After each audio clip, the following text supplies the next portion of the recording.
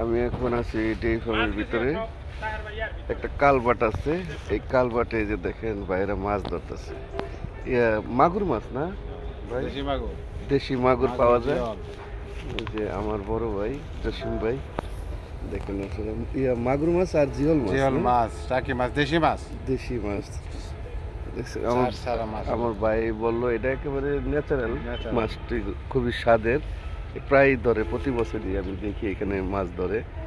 এখানে যে অনেক ভাইরা আমার বড় ভাই দেখতেছে, ওনারা মোটামুটি ধরা শেষ। একটা কালবাট আছে, এই কালবাটে আপনি মাছগুলো ধরে। এখানে ওই যে বাগিনা আছে। তো যাই হোক, সবাই ভালো থাকবেন, সুস্থ সুন্দর থাকবেন। আর এরকম চোখের সামনে যেটা পড়ে এটা আপনাদের দেখবেন বেশি করে। আপনাদের একটু আনন্দ দেওয়ার জন্যই আমি ভিডিওগুলো করি। যাওয়া যাবো না তো, ওই পাশে রাখছে। আমি বাড়িছি দোকানের উদ্দেশ্যে, তা ভাবলাম ভাই দেখতেছে বড় ভাই, তাই তো আর কি ভাই কথা বললো। আপনাদের বললোই তো ভাই যে দেশি মাছগুলা, যে মাছ দিলে দিতেছে। হ্যাঁ, খুব সুস্বাদু মাছ, পানিগুলো ভালো, মোটামুটি খারাপ না। এখানে এই যে গাছের এই পানিগুলো, গাছের পানি দেয় এখান থেকে। তো যাই হোক, ডেইরির ভিতরে এরকম আরো অনেক সুন্দর সুন্দর জিনিস আছে। আমি তো আপনাদের বরাবরই দেখাই, আমার চোখের সামনে পড়ে যেটি। আপনাদের এর আগেও অনেক কন্টেন্ট করছি। আপনার এই যে ঘাস নিয়ে তারপরে সব নেই। তা আমার ভিডিওগুলো আপনারা দেখেন, আমি খুশি হই।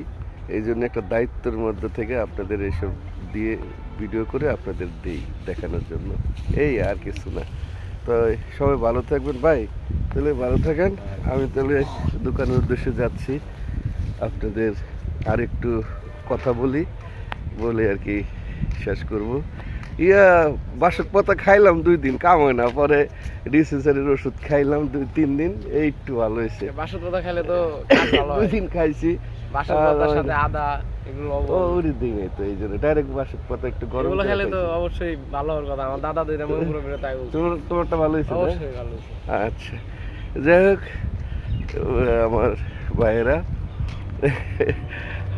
এটা আসার পথে দেখা হয়, একটু কথা বলি সবার সাথে অন্যান্য দিনের মতন।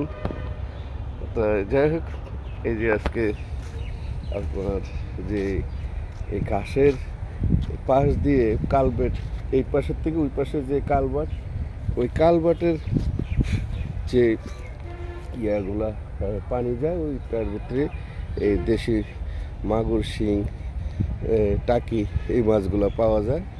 এটাই আজকে আপনাদের দেখাইলাম। সবাই ভালো থাকবেন, সুন্দর থাকবেন, সুস্থ থাকবেন। আল্লাহ হাফেজ।